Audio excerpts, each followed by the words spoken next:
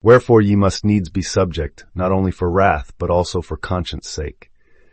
For this cause pay ye tribute also, for they are God's ministers, attending continually upon this very thing. Render therefore to all their dues, tribute to whom tribute is due, custom to whom custom, fear to whom fear, honor to whom honor. Romans 13:5-7. You stand now before these words of Paul as though they were spoken in your own heart. Ye must needs be subject for conscience sake. Subject to whom?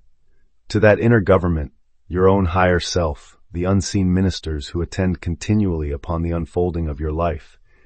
They are not out there in Rome or Washington. They live within you as your imagination, your belief, your faith. When he says, for this cause pay ye tribute also, he points to your offerings of thought and feeling. Tribute is nothing more than the creative energy you consecrate, the image you hold, the feeling you nurture. To withhold it is to starve your ministers. To lavish it is to quicken their activity. Custom to whom custom? Customs are the habits of your mind, the repeated inner rituals you perform, the assumptions you accept without question. If you customarily doubt, you customarily limit. If you customarily believe, the very world about you must bow and yield. Fear to whom fear? This is reverence for the power that fashions your world. Fear not as terror, but as awe, the trembling acknowledgement that your word within you shall not return void. Honor this power with the steady worship of attention. For what you honor, you invigorate, render honor. Honor is the recognition that in every circumstance you confront the mirror of your own making. Honor every minister, every outer condition, as the appointed servant of your own inner decree. Thus you fulfill Paul's charge, not as a servant to strangers, but as the conscious master of your world. Yield willingly to your inner government. Pay its ministers with tribute of vivid imagination. Observe its customs of unwavering faith. Bow in reverent fear before the great worker within. And give honor, ever honor, to the living word itself, you, and the source of all you see. At its root, Romans 13:5-7 is not about external government, but about inner governors, our emotions and beliefs. Wrath names the part of us that punishes reality. Conscience, the quiet judge that seeks right alignment. When we render tribute, we are really acknowledging which inner voice we obey. Fear and honor point to two conscious states, terror of lack versus reverence for our own divinity. Every minister in this text is a thought form attending our dominant mood. If we consent to fear, tribute to whom fear, we empower lack in our world. If we grant honor to a higher state peace, creativity, love, we align with the unseen minister who endlessly serves our expansion.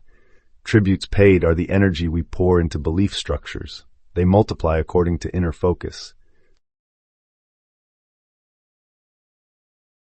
As you immerse yourself in this teaching, you begin to recognize the sovereign power you hold to redirect loyalty within your own mind.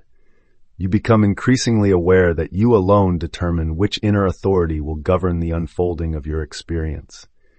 In each moment, you can consciously withdraw your homage from fear and bestow it instead upon faith. And in doing so, you unveil your true identity as the silent legislator of your world.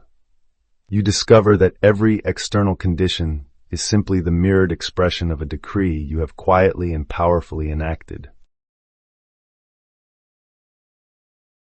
In embarking on this practical bridge between your inner life and outer experience, begin with a simple day-long experiment.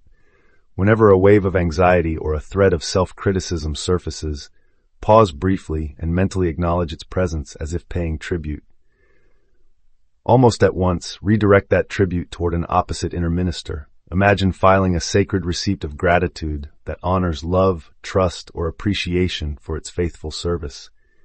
As evening draws near, seal the practice by composing a concise affirmation such as, I honor the Christ consciousness within me. Then read it aloud with gentle reverence. Notice how subtle shifts start to ripple through your world.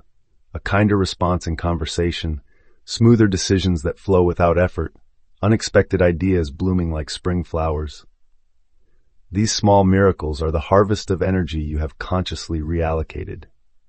By faithfully governing your inner realm in this way, You will come to realize that the powers within you sculpt every circumstance without exception, and that by shifting where you place your tribute, you awaken to the true majesty of your divine office.